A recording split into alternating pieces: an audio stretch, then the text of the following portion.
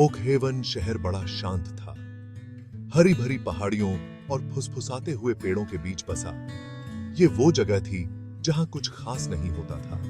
ग्यामी और श्रेयांश, दो साहसी दोस्त, ओक हेवन में ही पले बढ़े थे। बचपन से ही सबसे अच्छे दोस्त, दोनों को पास के जंगलों में घूमना बहुत पसंद था।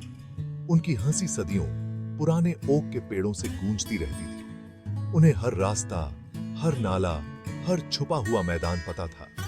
जिंदगी सरल थी, उनका रिश्ता अटूट था। पतझड़ की एक ताजा शाम, डूबते हुए सूरज ने आसमान को केसरी और बैंगनी रंग में रंग दिया था।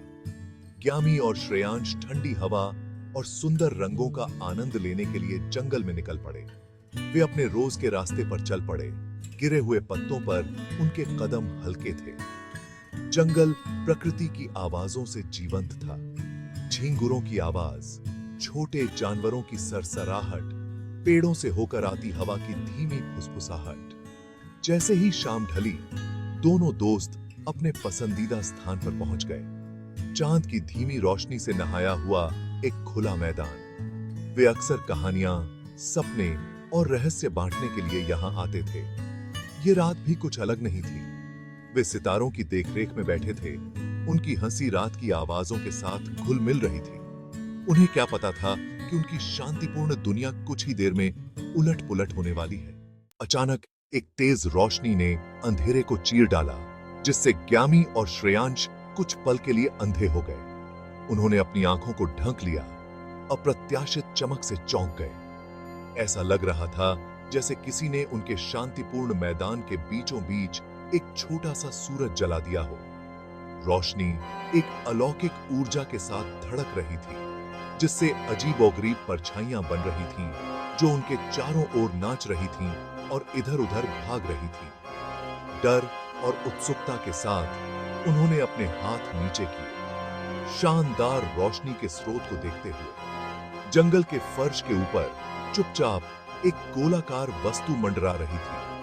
इसकी धातु की सतह तीव्र रोशनी के नीचे चमक रही थी। यह एक भयानक लय के साथ धड़क रहा था। समाशोधन को एक अलौकिक चमक में नहला रहा था। ऊर्जा के साथ हवा में दरार पड़ गई, जिससे उनकी रीढ़ की हड्डी में कंपी दौड़ गई। इससे पहले कि उनमें से कोई प्रतिक्रिया कर पाता, वस्तु से प्रकाश की एक किरण नीचे गिर गई, जिसने ग्यामी को अपनी चमक से ढंक लिया। वह चिल्लाया। उसकी आवाज उस गूंजन में खो गई जो अब हवा को भर रही थी। श्रेयांश डरावनी निगाहों से देखता रहा, क्योंकि उसके दोस्त को जमीन से ऊपर उठा लिया गया था। रहस्यमय वस्तु की ओर ऊपर की ओर खींचा गया था। जैसे ही ग्यामी को प्रकाश के केंद्र में खींचा गया, उसका रूप छोटा और छोटा होता गया। हवा ठंडी हो गई। जंगल ने अपनी सांस रोक ली, जैसे कि कुछ भयानक और शानदार दोनों को देख रहा हो। श्रेयांश जम गया।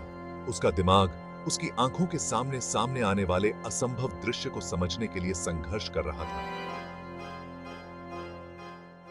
फिर जैसे ही यह शुरू हुआ था, प्रकाश गायब हो गया। समाशोधन अंधेरे में डूब गया।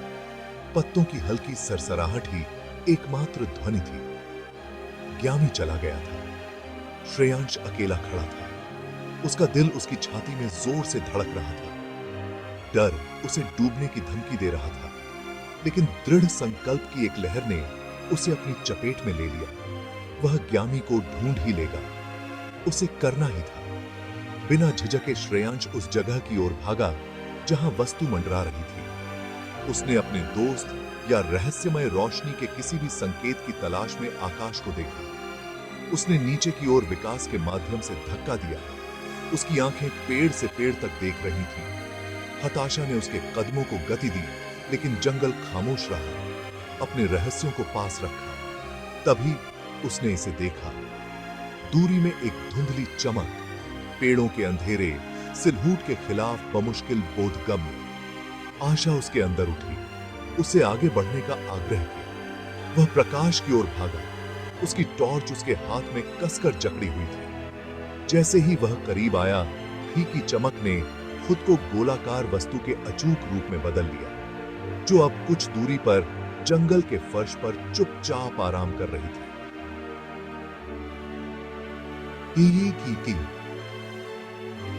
एक धुंधली रोशनी के साथ स्पंदित हुआ, उसे करीब बुलाया। श्रेयांश के दिल में डर और दृढ़ संकल्प के साथ संघर्ष हुआ, लेकिन उसके दोस्त की सुरक्षा के विचार ने उसे आगे बढ़ाया। ग्यामी को वापस लाने के लिए जो कुछ भी आगे होगा, उसका सामना करेगा। जैसे ही श्रेयांश वस्तु के पास पहुंचा, उसकी चिकनी धातु की सतह उसकी टॉर्च की रोशनी के नीचे झिलमिला उठी। यह एक अंतरिक्ष यान था, जैसा उसने पहले कभी नहीं देखा था। उसके नीचे के भाग से एक रैंप नीचे की ओर फैला हुआ था, जो जंगल के फर्श को एक नरम सफेद रोशनी से नहला रहा था। अपनी नसों को स्थिर करने के लिए एक गहरी सांस लेते हुए श्रेयांश रैंप पर कदम रखा। उसका दिल डर और प्रत्याशा के मिश्रण से तेज हो रहा था। अंतरिक्ष यान का इंटीरियर आश्चर्यजनक रूप से विशाल था। दीवारें एक नरम विसरित प्रकाश के साथ चमकती थीं। एक कक्ष का खुलासा करती थीं, जो अजीब और अद्भुत तकनीक से भरी हुई थी। जटिल प्रतीकों के साथ स्क्रीन झिलमिलाती थी और अपरिचित आवाजें परिचित आवाजें उसके चारों ओर गूंजती और धड़कती थीं। कक्ष के केंद्र में एक बेलनाकार ट्यूब में घिरा हुआ था, जो एक घूमते हुए चमकदार तरल पदार्थ से भरा हुआ था। ग्यामी था। वह बेहोश दिखाई दे रहा था। उसकी छाती हर सांस के साथ ऊपर उठ रही थी और गिर रही थी।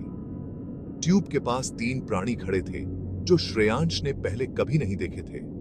वे लंबे और पतले थे, चिकनी, धूसर त्वचा और बड़ी काली आंखों के साथ, जो बुद्धिमत्ता से झिलमिलाती हुई प्रतीत होती थी।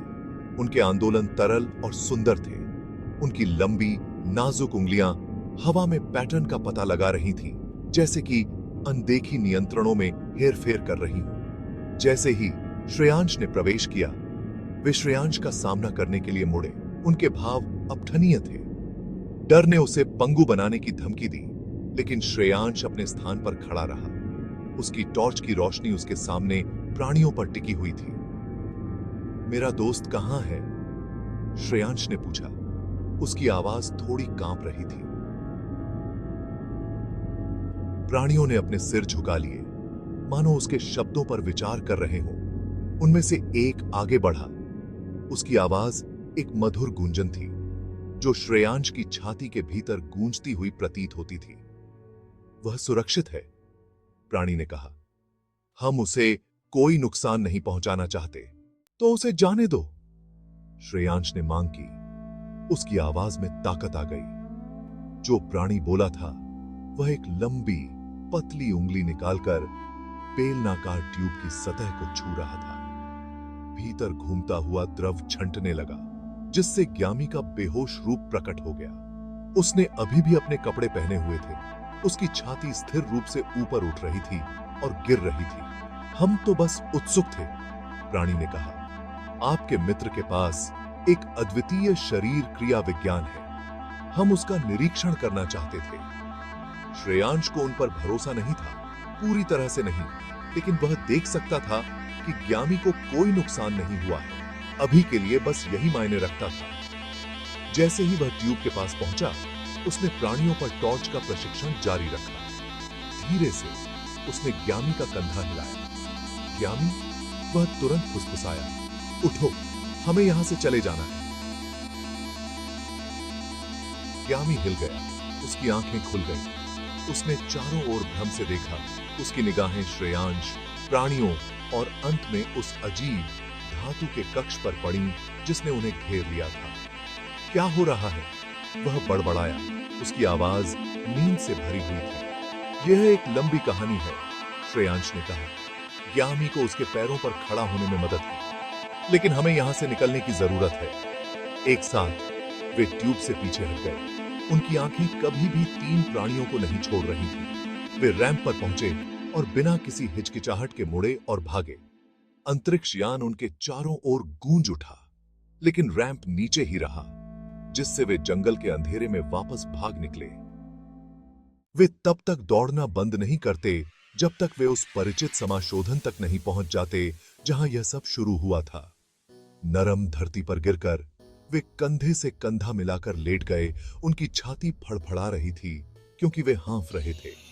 अपनी ही टेढ़ी मेढ़ी सांसों की आवाज के सिवा जंगल खामोश था। पिछले 1 घंटे की घटनाएं उन पर छा गईं। एक अजीब और अद्भुत सपना जिसे वे मुश्किल से समझ पा रहे थे। क्या वाकई ऐसा हुआ? ग्यामी फुसफुसाया। उसकी आवाज आश्चर्य और अविश्वास से भरी हुई थी। श्रेयांश केवल सिर हिला सकता था। उसकी आंखें ग्यामी के चेहरे को खोज रही थीं, जैसे कि खुद को आश्वस्त करने के लिए कि उसका दोस्त वास्तव में सुरक्षित है। उन्होंने एक साथ अनजान का सामना किया था और उनका बंधन केवल मजबूत हुआ था। दुनिया अब अलग लग रही थी, अनदेखी संभावनाओं से भरी हुई।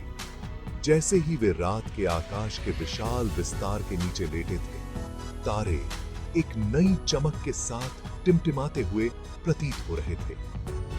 उन्होंने अपनी दुनिया से परे एक दुनिया की झलक देखी थी, एक ऐसा ब्रह्मांड जो आश्चर्य और रहस्य से भरा था। और यद्यपि वे जानते थे कि वे उस रात जो हुआ था उसे पूरी तरह से कभी नहीं समझ पाएंगे, वे अपने साहसिक कार्य की स्मृति को हमेशा अपने साथ रखेंगे। एक साझा रहस्य जो उन्हें किसी और चीज की तरह हमेशा के लिए बांधता है।